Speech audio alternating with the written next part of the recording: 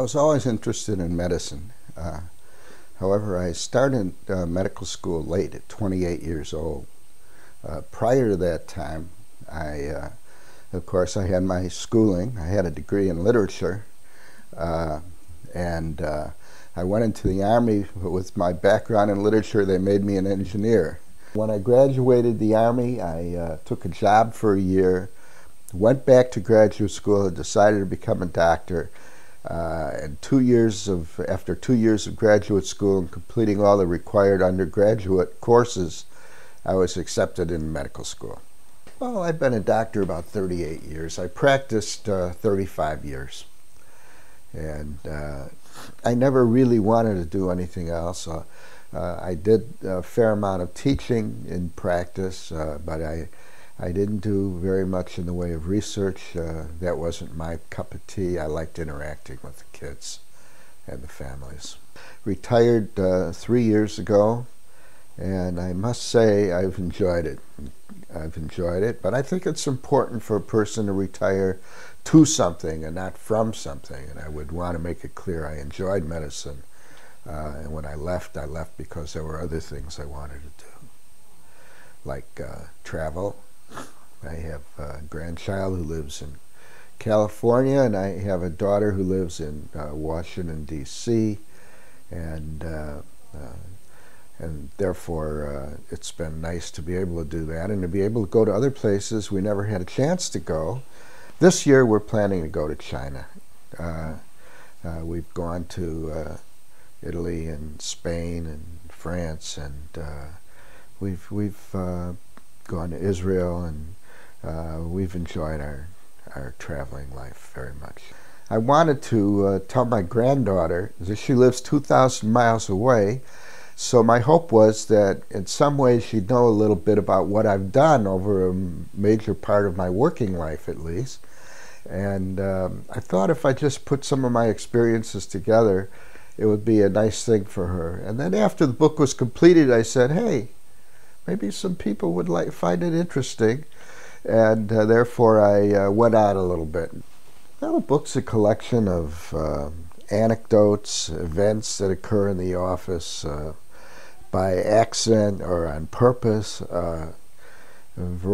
thoughts, conversations I've had with the kids, little hints about how one can put a patient or a family at ease, surprises, emergencies, my thoughts about parents, about shots, about language, a variety of things. It's even a few children's picture books which I wrote, which have no pictures, by the way, because they really have never been fully developed, but the stories are developed and the language is developed.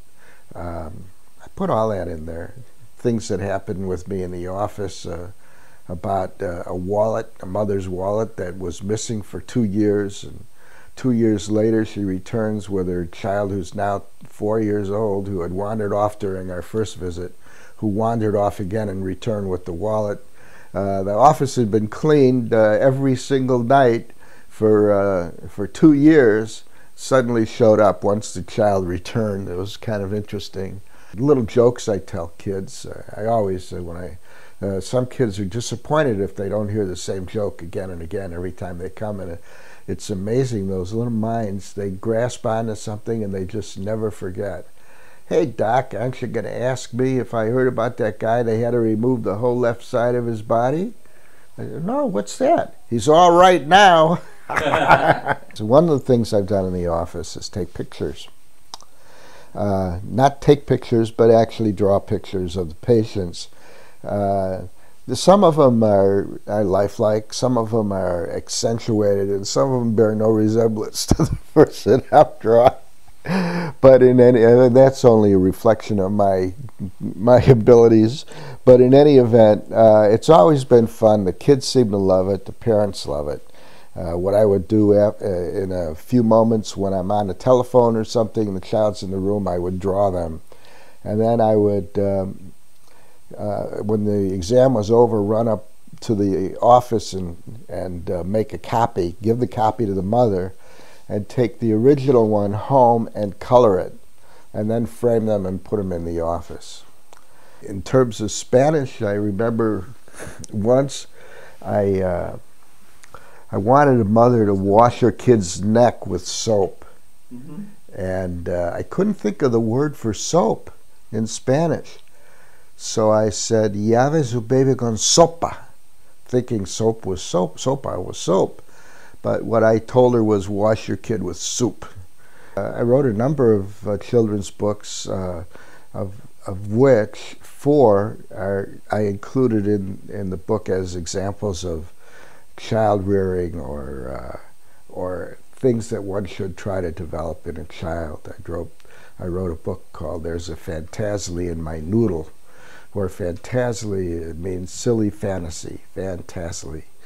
And noodle is brain or head. And it's a story about imagination. Mm-hmm. And I wrote a story about the Machu Picchu Choo-Choo, which is sort of a tongue twister poem in dialogue about a child's trip to Machu Picchu, and which was always a place that held some mystery and enchantment to me. Anyhow, there are no end to the stories. The book I wrote was written from memory and went back as many as 20 to 30 years for some of the stories, perhaps 35 for a couple of them. So those were just things that stood out in my mind. There were many, many, many more stories. I only wish I took notes, and then I could have had a much more complete. They say that fitness is something you work at, but health is a gift to a large extent. And we can't prevent a child from being exposed to some bugs that are going to make them sick. So we have to do what we can to prevent disease. So I think the most important thing as far as children are concerned is to try to instill a healthy lifestyle, healthy habits, and to do the things that are required that we know work, like giving immunizations and what have you, to make sure those children stay well.